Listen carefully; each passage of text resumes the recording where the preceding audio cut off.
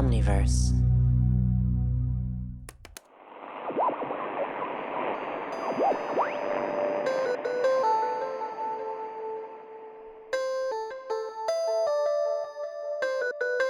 The Call of Cthulhu Mystery Program contains content that may not be suitable for all ages. Listener discretion is advised. Visit CthulhuMystery.com and head to Patreon.com/OmniverseMedia to join our community of fans and unlock further secrets. Why, hello there, beloved listeners of the Call of Cthulhu Mystery Program. I'm Cap Blackard, showrunner of this fine show. And I'm Luke, the keeper of this fine show. While the release schedule for our ongoing audio adventures has been thrown into absolute chaos in these tumultuous times, we wanted to warm this feed in your hearts with some insightful content bridging 1920s history, historical fiction, and tabletop role-playing. So it's in that spirit that we're gathered here today to share something we've never done before in the Mystery Program feed. We've conducted an interview in the real world in the present day. We're speaking with Chris Spivey of Darker Hue Studios, the author of Harlem Unbound. It's a source book that expands the Call of Cthulhu RPG that we use to make our show. But it's a very, very special source book.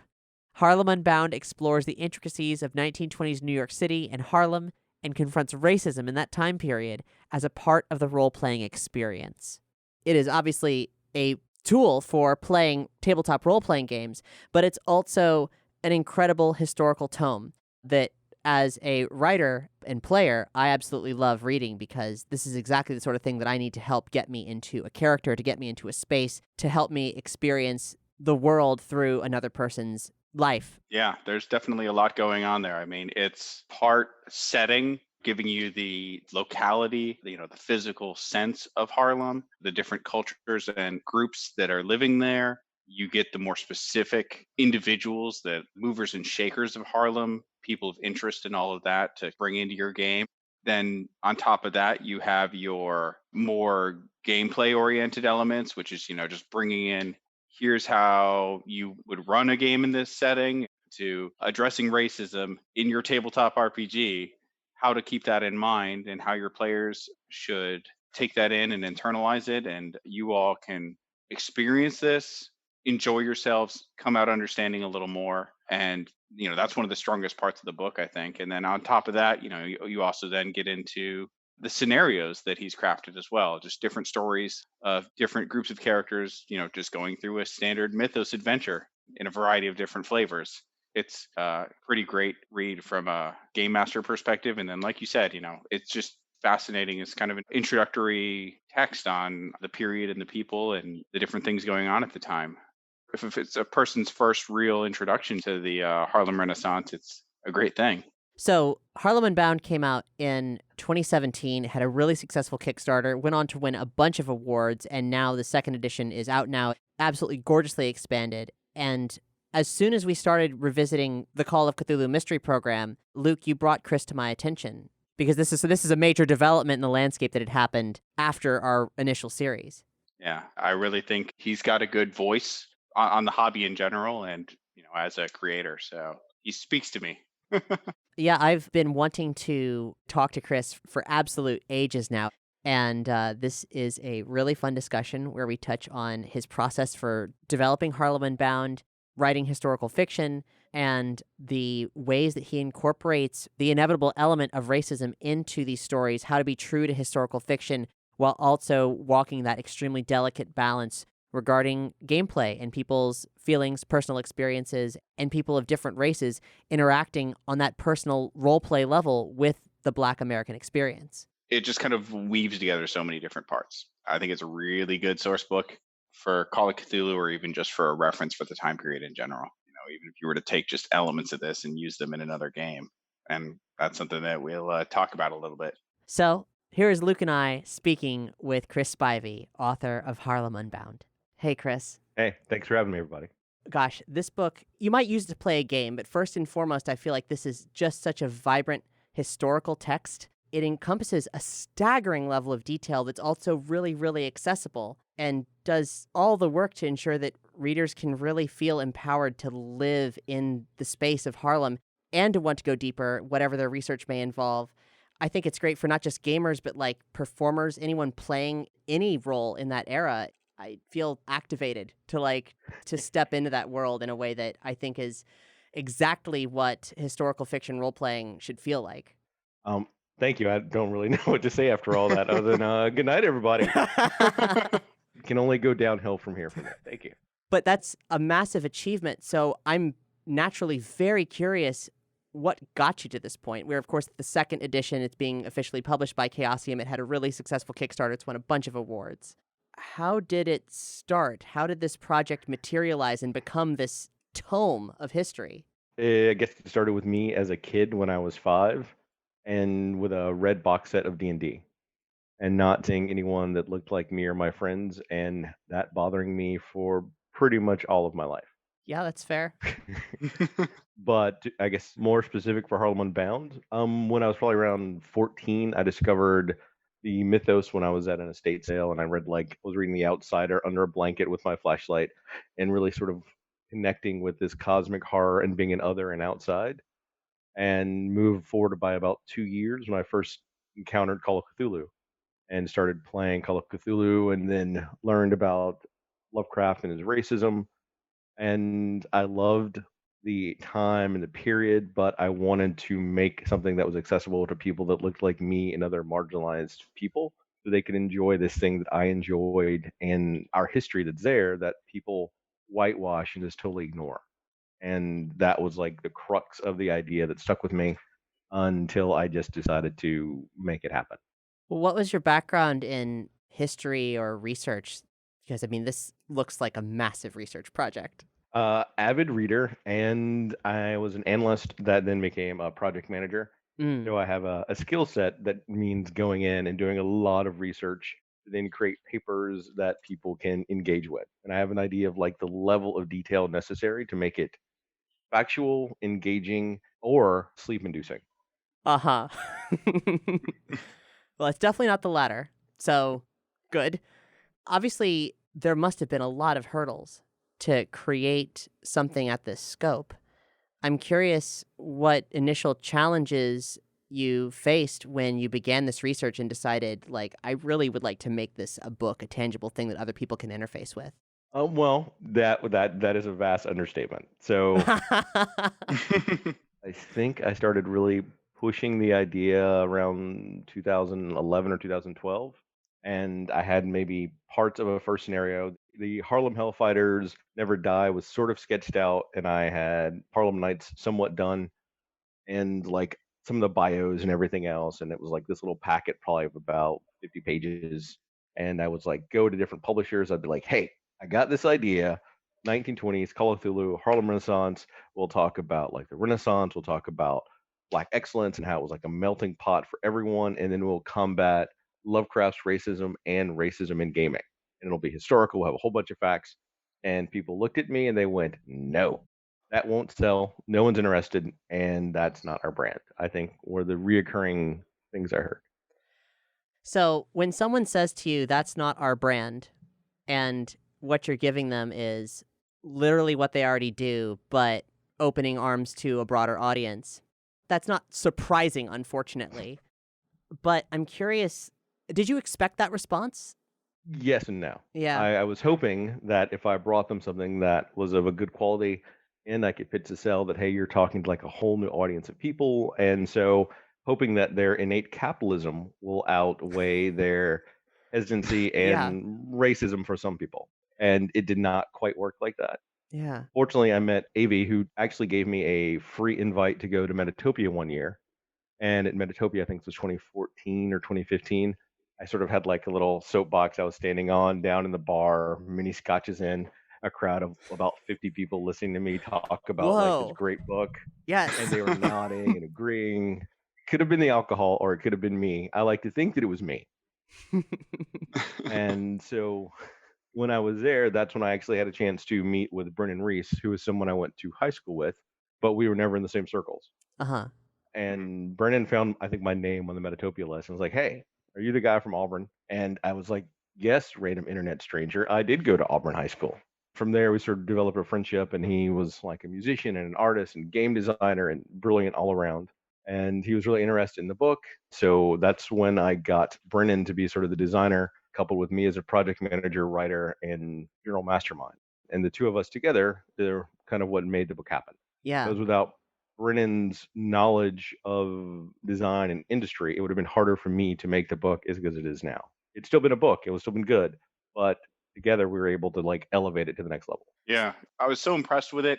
I could tell you put a lot of effort into making it a really professional thing. But really, what spoke to me was that book drips passion. It does. Yeah, this is something that you care about and want other people to care about. Like, there's like a little passage you have in there about how, well, am I doing this right? And your thing is like, you've already picked this book up and you're reading it. It's all Jake from here. The attitude you carry into that book, it's really inspiring. And it's nice to read a book that is both good adventures and also neat background and a passion project. And it all kind of comes together. Well, one of the main things for me was making sure that the book was engaging and accessible, because I'm asking people to go on a journey with me that's uncomfortable at best, that a lot of people would rather not have. And I can't expect you to help pay for gas on our long road trip if I'm not at least providing like music and chips for you to eat while we're going. You really have gone above and beyond to make that process easy. You know, Call of Cthulhu is so special because it represents the best known game that anchors players in the world that we know. But especially since it's based predominantly on the corner of the world that Lovecraft focused on, the scope can get very limited sometimes. And then there's the still prevailing notion that the role-playing audience is predominantly white males. Like, that presumption... I'll have to disagree with that. Yeah? I think there's a presumption of that, Yeah. but I think there's a lot of other gamers of all types out there that don't get seen. Part of it's a lack of value from publishers to engage with them and try to present materials they want, which would then increase their publisher sales and increase visibility. And it's sort of a cycle that feeds itself. Yes, it really needs to change. And the fact that Chaosium has seen that is, it's the least they could do is to see it because it's so at the core of everything. One of the other obstacles that I knew for the book was if I had made my own system for this, it wouldn't have been grounded people into the legacy that was Cthulhu. So that's one of the reasons I went out of my way to become a licensee for Chaosium. And at the same time, I had worked for Pelgrane a little bit.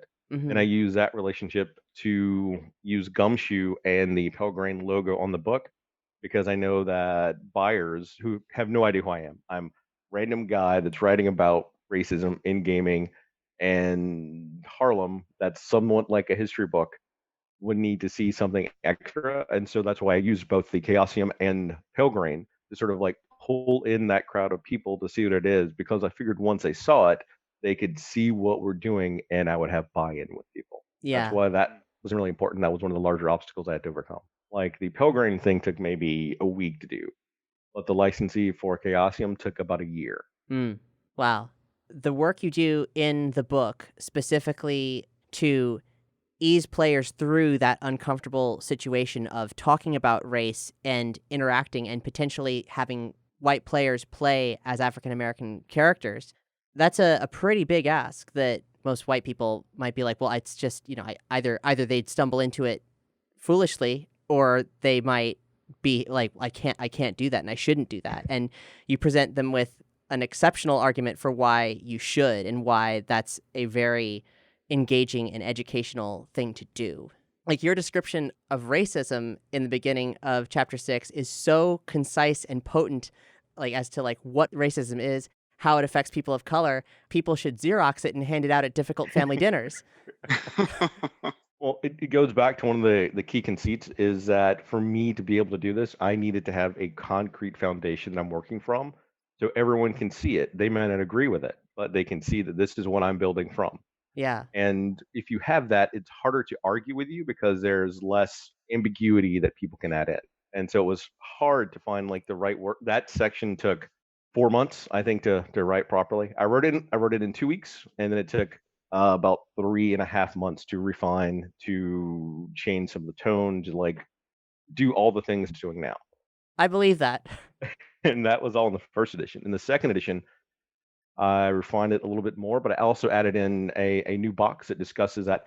I've heard a lot of keepers White Keeper. Say I bought the book, it's great. I will never run it, and it sits on my shelf. And I, in the second edition, I actually address that and Yeah. how that runs counter to what's productive for us to do as a society to move forward and increase inclusion in gaming. Do you think as the conversation about blackface and whitewashing in its various ways throughout media that's happening like at this particular moment is making it more difficult for white gamers to feel like they have a place playing this game? I mean, because like they have to open the book to get to the part that tells them why it's okay for them to do the thing. It's a difficult thing to do, and I feel like it might be getting more difficult like at the same time as the concept is becoming more accepted. For us, I think we put it in black and white in the book because there's a difference in we as gamers playing a person or something compared to someone in media that's doing it and representing that, because they're likely getting paid, they're doing all these other things that would benefit and behoove a person of color who they're stealing a job from. Yeah. But us as gamers, we're sitting around a table together, we're sort of forming a community and we're sharing a tale that we do together. And the representation in that story is vital and important. And it's not infringing or harming anyone else if it's done respectfully. And if you mess up, you acknowledge it, you apologize, and you try to do better next time. Yeah. It's like the main crux of it. Yeah. When our series started, it was meant to be a one-off. Our fans asked us to play the Call of Cthulhu. So we were like, okay, cool, let's do it. Great. And the whole point was that they wanted us, the people who they knew from other programs that we'd done, to play the game. But we didn't know how to play the game, so we brought in Luke, who was an outsider, and we didn't know him at all. I was their ringer. So we sat down to talk about playing the game, and it was immediately a different planning prospect because all of a sudden we were confronted with the fact that it was not Alpha Complex, it was not, some ethereal realm, it was here and now. And with that in mind, I decided to play a black character in that first series. Like, these days we're a 50-50 hybrid of actual play and audio drama, and we cast people accordingly, but in our first series, it was just gamers sitting down to share a tale. And through that experience, I had my own kind of like half-degree version of what Harlem Unbound kind of represents in terms of experiencing that other walk of life through the world of that time period, which was really educational because I hadn't anticipated it. I hadn't anticipated how the white characters would put my character in extremely difficult and vulnerable situations that I should not be in, and how completely oblivious they were to that. And I think I made more than a few missteps in my performance, but at the same time, I think it was a highly educational experience and one that would have been further, this is back in 2015, so one that would have definitely been further strengthened by having a resource like Harlem Unbound to sort of explain even more about what Black life was in that time period and that full social landscape of that. It will likely not help you, but people do that to me even today, being put into vastly inappropriate situations that are at best uncomfortable, sometimes dangerous. It has not stopped. I don't doubt that. That's. Do you call them out on it when it happens? Eventually, it depends on the situation. I don't do it in the situation as I am more focused on the surroundings and that. Not pertinent to the current topic. That's a longer discussion with alcohol. Bringing it back around to kind of what you had mentioned before, Cap, about your experience with the jazz musician in our first game and like him getting into bad situations from a white GM side of things. Like that's like kind of a weird place for me. And I imagine for a lot of GMs that are, like you said, Chris, people who pick up the book and then like now I almost don't even know if I feel comfortable to run it kind of thing. It's kind of an interesting thing of it's supposed to be fun, but it's also supposed to be kind of heavy. Fun and heavy is something that Cthulhu GMs deal with a lot, but this is something a little more like tied to, modern day. This is not a solved issue.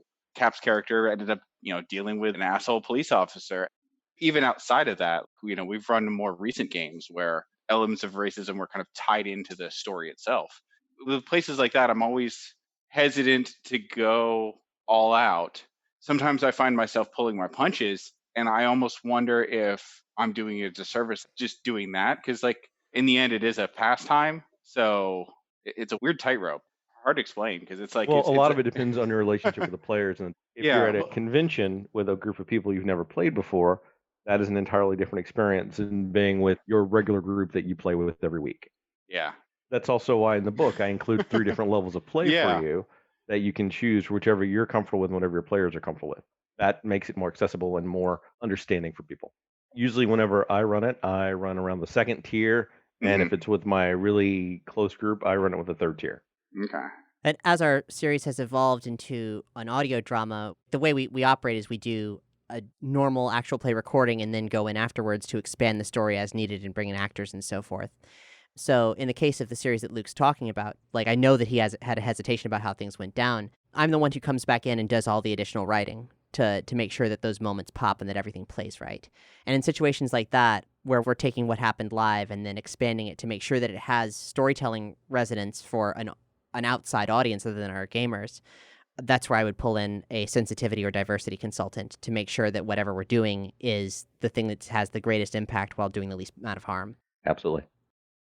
In addition to the tiers of intensity for gameplay, you also created the racial tension modifier, which is a fascinating and seemingly very necessary expansion of how to sort of monitor the stats of the game. It's something I haven't played with, and I was curious about the development of that and at what point you recognize the necessity of creating something like that and how it plays out in practice. That was part of the initial concept itself. Yeah. Because even if you have a layer of trust with whoever you're playing with, you can still feel targeted. And what the racial tension modifier does, it lets you add a meta layer to it so that you always know that I am still in a game. And whatever the keeper is saying to me, like these are the general actual mechanical impacts on my character. And it lets you remove yourself while still being engaged with it and still sensing it and understanding what's going on. Fortunately enough, I am familiar enough with Call of Cthulhu that I was able to use their current mechanics and just change them like that much to add an entire new layer of intensity and depth to the game. Yeah, it makes a lot of sense. I mean, the notion of how difficulty scales based on the skin tones between people, everything changes. So it's really good to have that anchored into the difficulty extremes. And I've actually seen online some people say they've pulled it out of their game and they're using it for all sorts of different things to help with like different groups of people and how they interact with each other. That was sort of a pat on the back that made me feel pretty good. I mean, it makes a hell of a lot of sense, even in fantasy settings. If Oh yeah. people are creating mean- those racial discrepancies, then those are still racial discrepancies that are culturally bound somehow. I actually did that with a D&D game. I'm one of those people. I ran a D&D game kind of themed loosely on like Qing Dynasty China, but it was Okay. Elves in the place of the Manchurians. And So then I have to ask you, did your players have difficulty playing elves? Well, that's the thing is that for them, there's that level of extraction. It's less real. And that's what I think it came down to. Just how I know when people play Stormbringer, everyone wants to play sort of a Mel Nibenayan. And anyone that's read Moorcock understands the vast issues associated with doing that. Mhm. Well, coupled with the racism that's already inherent in Stormbringer, that's a whole nother discussion. Yeah. But they are a race that basically built a declining empire that's built on enslavement of other people.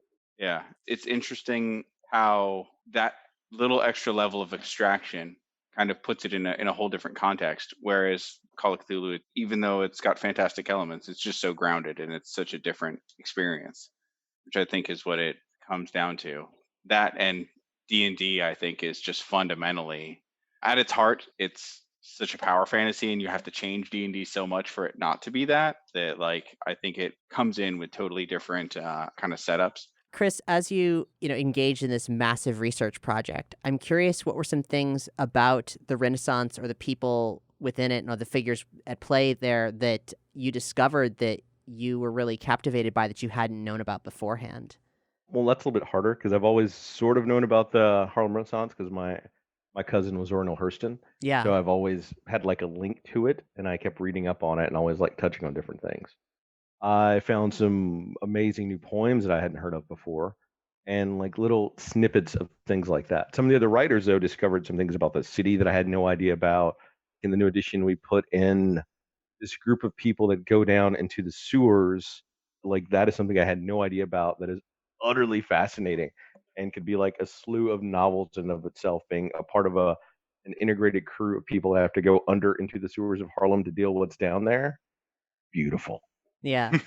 That's so very appropriate and so very cool to uncover slices of history like that. And personally, when I develop characters for the game, I usually spend months on historical research because I'm, I guess, a little, maybe even a little bit insecure in how I'm just like, I have to feel like I know what I'm saying all the time and that it's true and real and factual. My mom's a historian. So like this, So no pressure. yeah, I just feel like this Yeah. really significant obligation to like do it right. So was just admiring the level of research and all the different things that I was unaware of. All the different figures who, I mean, plenty of whom I knew, and then many more that I didn't. And so many dynamic histories that really do, the way that they're written so concisely in the book, like serve to inspire many of things that I looked up afterwards because I needed more and wanted to see how much more there was. To go back to actually to your earlier question, I guess, is part of it is I knew a lot of the different people, but I didn't know how they intersected when they were there. Yeah. And that is like utterly fascinating. And how many amazing power players were in the same place at the same time that sort of either helped or hindered each other. And those building dynamics are amazing. Yeah. It's really just become more and more alive. And also, like, reading through the book, I didn't know that Mom's Mabley was gay. I had no idea. And somehow that escaped me. And I'm so very glad for that. That's amazing. She was already an awesome figure, and now, like, so much more so. Better. Yeah. All right. So then I have to ask you my vanity question. Please. What was each of your favorite scenarios from the book? First or second? For me, the Harlem Hellfighters in general, even before I knew anything about Harlem, I knew them from reading through World War I books and stuff. And so anything that kind of settled around them. So Harlem Hellfighters Never Die, that's my obvious one for me. Like the idea of these characters who've gone through all this craziness and come out of it and are back in the normal day-to-day life and then have to deal with mythos stuff. That whole arc I enjoy. Okay, so now I, as a player, I have skimmed the scenarios because of the chance of Luke running them. So that was a tactical thing on my part. But as a writer, I've seen the different asides in all the historical context that suggests plot lines and so on. I forget what it's called, but I had never heard of the Dark Tower before, and I'm always captivated by anyone running literary or art salons, let alone in like such a dynamic and insane venue of talent. That whole thing is incredible. And there was one aside, I forget what it was called, but there was like mention of some elite club that I don't know if it existed or not within the Dark Tower that might be having really interesting closed door events that could lead to mythos things. I was super intrigued by that. I will neither confirm nor deny its existence. Okay. Also, there was mention of a numbers station in Harlem, and I thought that was particularly fascinating because then I was like, wait a minute, that's so early. And then looked it up and was like, oh, they showed up during World War I. Interesting. And now I'm like, is that a real thing? Chris, is that a real thing? Because I don't know. I'm not saying a lot, but if you haven't really looked him up either, Casper Holstein would also be a good person to look into, the Bolton King. But if you really like the Dark Tower, in the new edition, there's an entire scenario that happens in the Dark Tower. Okay. That's the last thing I actually wrote for Harlem Unbound. I have, at this point, a pretty expansive timeline for both the Lovecraftian world and our world, our like IRL world, and the world of the events that have taken place in our show, to figure out how they all weave in and out and overlap. And as soon as I found out about the Dark Tower, I plugged in the dates of activity so that I could figure out when and how we would be visiting that space, which I'm probably going to work that into scripted content because that didn't happen already and we've recorded so far in advance. But like, oh, it's on. And I really want to read that, and I might ask Luke to play it. Aaliyah Walker was one of the most incredible women probably ever to have lived. Like, unbelievable. Well, geez, I only know the surface level from your book plus a couple articles that I absorbed after reading it. So, and I know there's some books on her. So that's too short of a time. That's pretty high praise. I'm intrigued to dig in deeper. Obviously, this is kind of the main thing that you're known for. Ouch. Hey, I mean that in a good. I've lived a fairly productive and fruitful existence, helping society along as I go. I understand, but I mean, I once as picked much up as trash in the park and put it in the can. This is your breakout stardom, though. This is what made Chris Spivey a household name for, I guess, people who like Call of Cthulhu stuff. But so what's your favorite kinds of games to play? Is it kind of mythos related investigative games, or I know you have a fondness for cyberpunk and superhero stuff too, but I actually, how can I phrase this? Because cyberpunk is awesome, and I like science fiction, but cyberpunk isn't my preferred sci-fi. Mm. I think that was eloquently put. What's your That is. preferred sci-fi?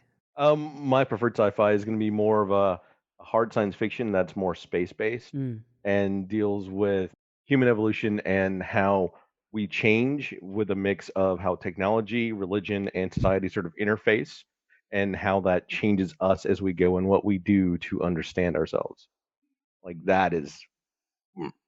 So I Mhm. would say Octavia Butler, sort of Philip K. Dick sort of areas are like what really jump out at me.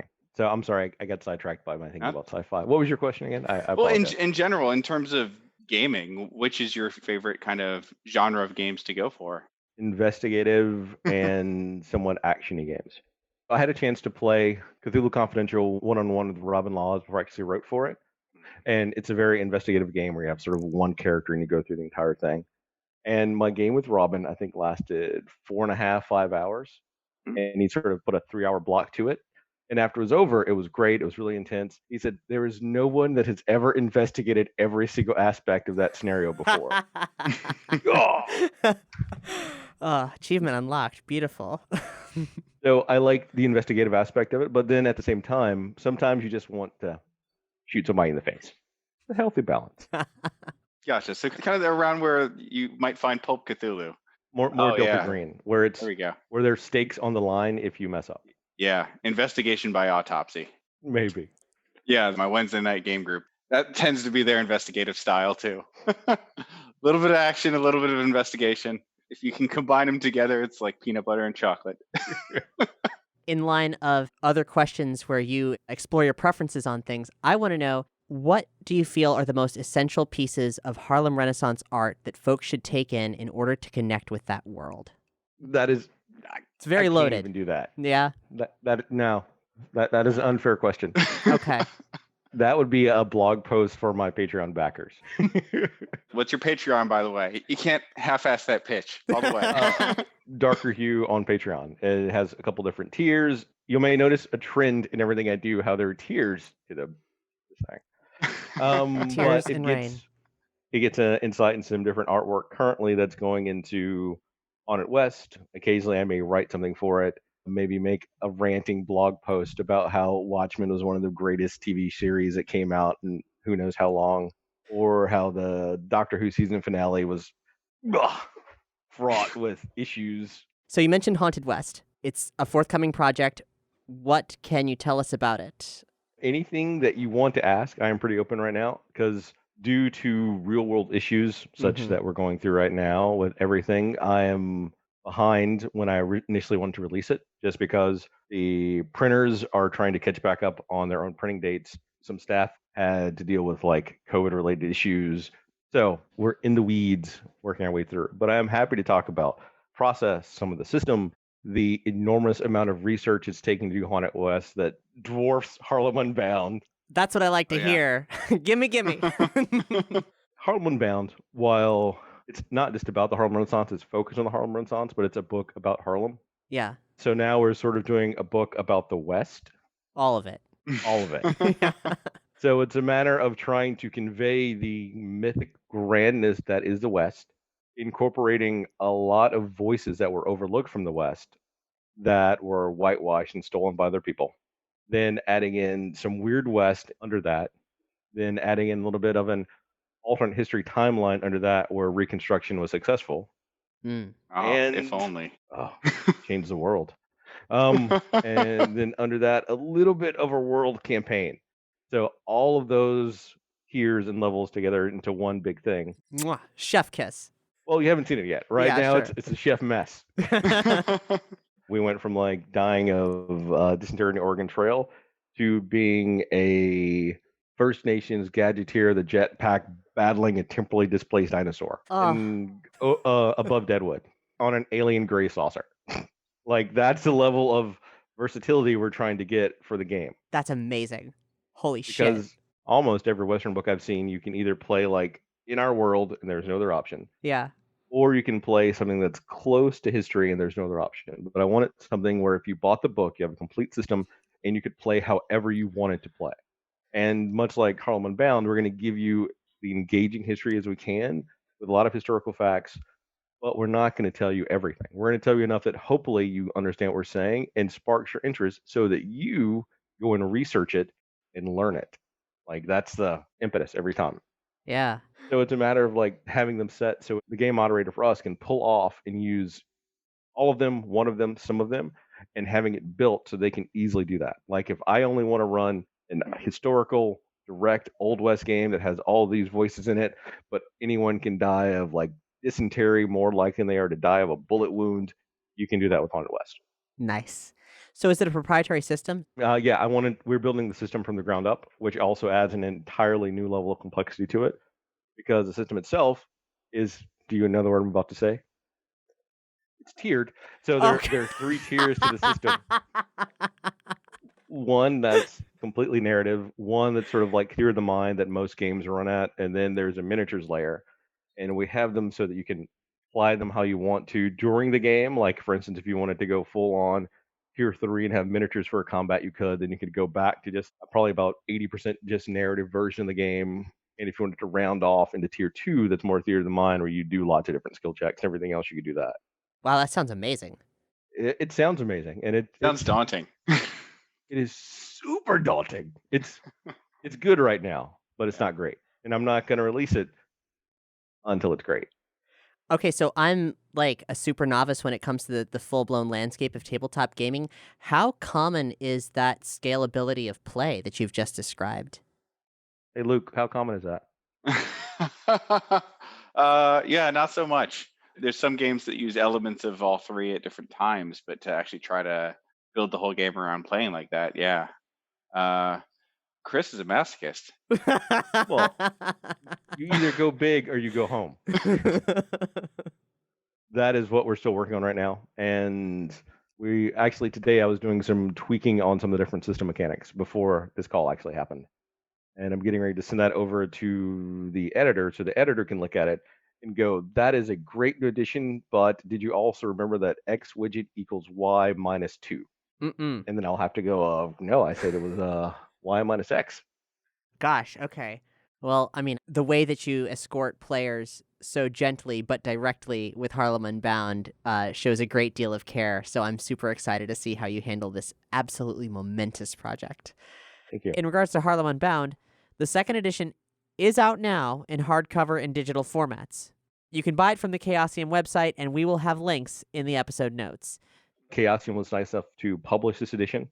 After I won 3 gold innies in 2018, Chaosium tracked me down at Gen Con and asked if I had interest in doing a 2nd edition of the book. I just won innies. I just had someone, literally after winning innies during the ceremony, come up to me and say, what have you even done to deserve those? Oh, damn. That's fucked up.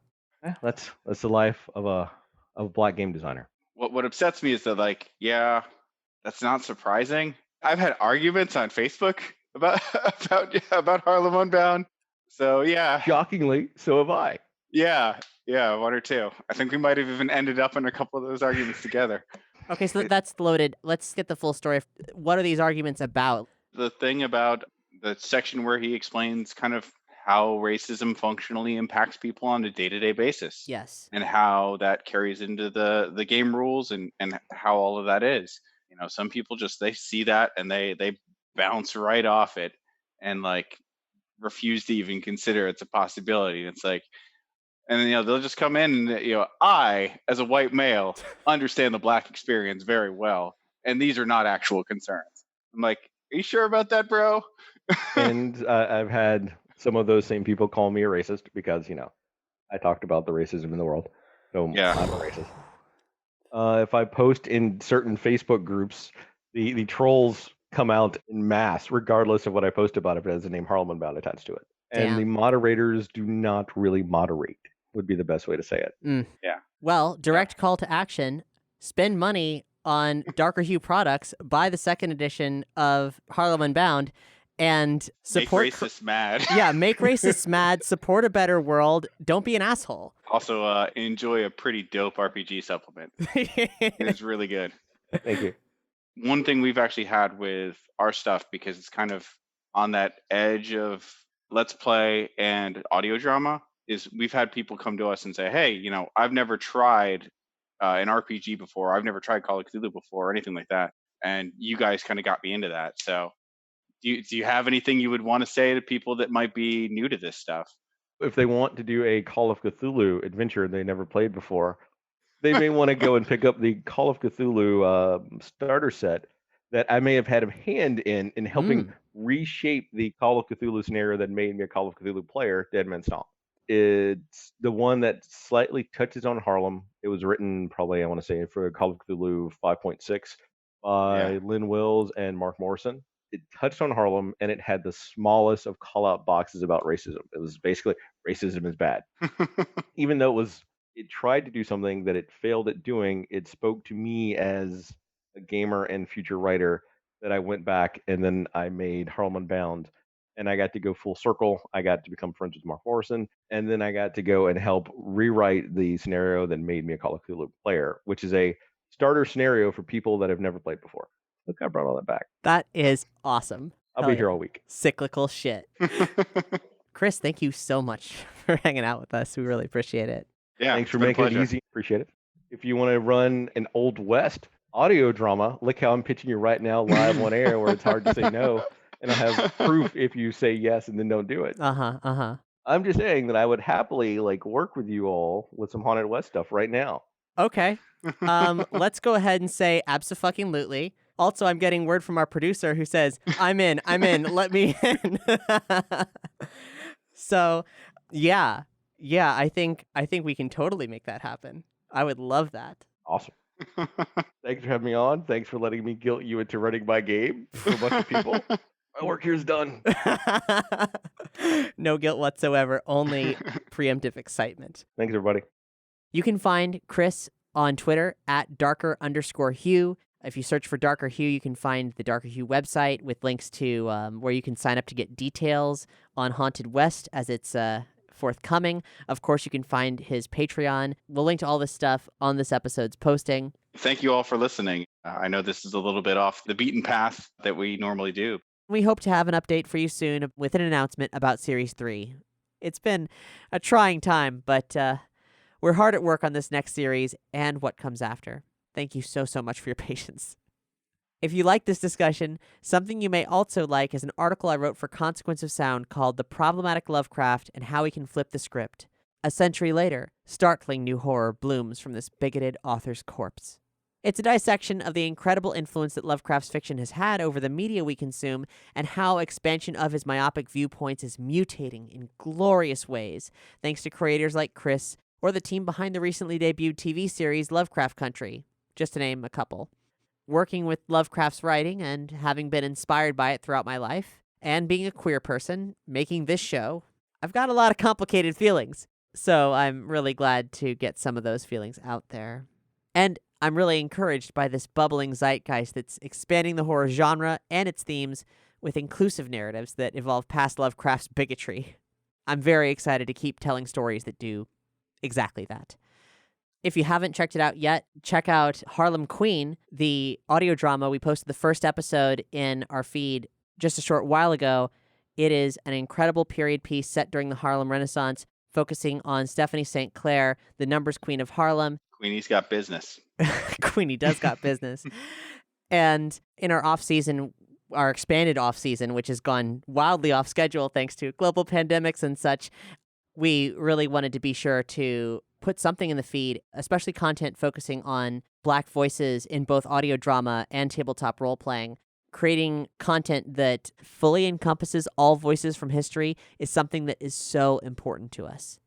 Now, as for Mystery Program, like I said, we're hard at work on Series 3 and beyond, but if you would like insider info, well, okay, head over to our Patreon at patreon.com/omniversemedia. We keep our supporters up to date on the regular in regards to what's going on with the show, and Something really cool that we should mention is that if you haven't checked it out, we have a exclusive Patreon series over there called Cthulhu Cathomentary, where we go through this series episode by episode and discuss all the intricacies and pieces of history and weird little like nuanced details that are baked into the show, as well as the behind-the-scenes role-playing experience, expanding on stuff that we missed in the game. In short, it's how the sausage is made, and then probably like a 15-minute digression on how the sausage's jingle got made. I love sausages. Put them in my mouth. Ding. Yeah. In all honesty, I think some of those advertising segment talks are some of the most entertaining parts of those. I really liked going over all those again. It's really validating for me to be like, this lasted 30 seconds, but it took several hours for me to even write the damn thing. Here's all the research I put into it. Yeah, here's this insane rabbit hole I went down looking into Jell-O songs. Yeah, please enjoy the history of feminine hygiene products in a nutshell. All that and more is in Cthulhu Cathomentary, and we have just wrapped all 8 episodes of Series 1, The Black Birth, and also have a 2-part special exploring the entire score with Ryan and Mike McQuinn, Luke and I's review of the recent film adaptation of The Color Out of Space, and an episode devoted to the extremely strange process of putting the show together in the first place, the prehistory of the series. And I've got something new to share. So, patrons get access to Cthulhu Cathomentary at the initiate level. Well, at that same level, we're starting something new. During the pandemic, all us folks at Omniverse have been playing a lot of tabletop together, and we've been recording it. So, debuting very soon is a limited series called Kate Was Here. It's an experimental RPG narrative project, a 2-person duet between myself and GM Doug Banks of Ghostbusters Resurrection, and who played Hank Jr. in Series 1 of Mystery Program. Now, I can't tell you too much about the game because the mystery is a very important part of it, but I can tell you it is legitimately the most intense role-playing experience of my life. Like, I am living this game. It's crazy. In it, I play an edgy high school journalist with a knack for putting her nose where it doesn't belong. Sinister things are going down in my hometown, like gang warfare, tech companies with private armies, rumors of secret surveillance testing, lighthearted stuff. But I intend to get to the bottom of it, and things absolutely don't go where you'd expect. So that's Kate Was Here. In brief, as much as I can say, it's just one of the new Patreon-exclusive actual play series. If you'd like to live through this experience with me, please consider joining up on Patreon. Your support means the world to us and is invaluable in helping us make new Mystery Program and other content. So head on over to patreon.com/omniversemedia.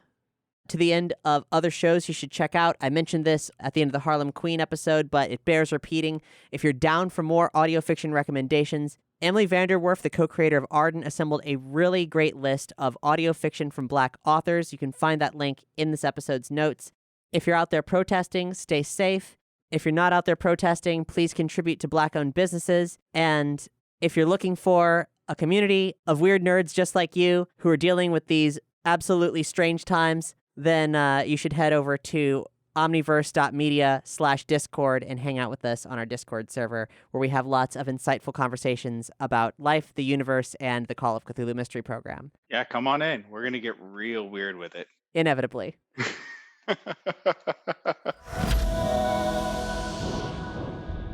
Omniverse.